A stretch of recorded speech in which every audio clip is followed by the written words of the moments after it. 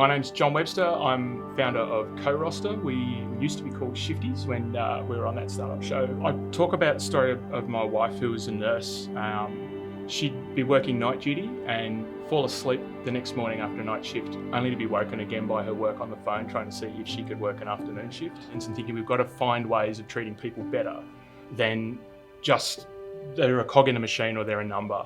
And why wasn't there a solution around that actually thought about people when we were rostering staff and thinking about how we balance their outside life with their work life? And that's what made me jump in with both feet.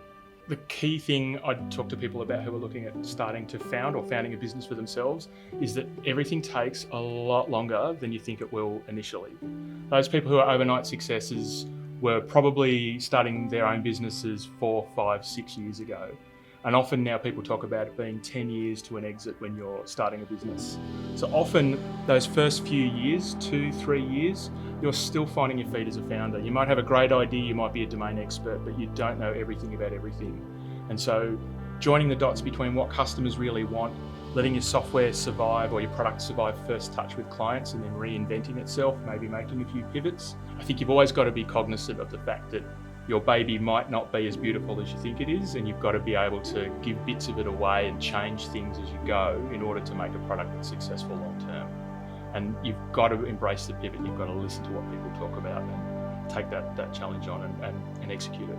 They're the things that just take time, and you can't rush it. You've got to just have some patience and stick it out. And you've got to think about, your own runway while you're doing that, how much money you have in the bank. Have you got an ability to do that full time? Do you need to run it as a side gig while you start?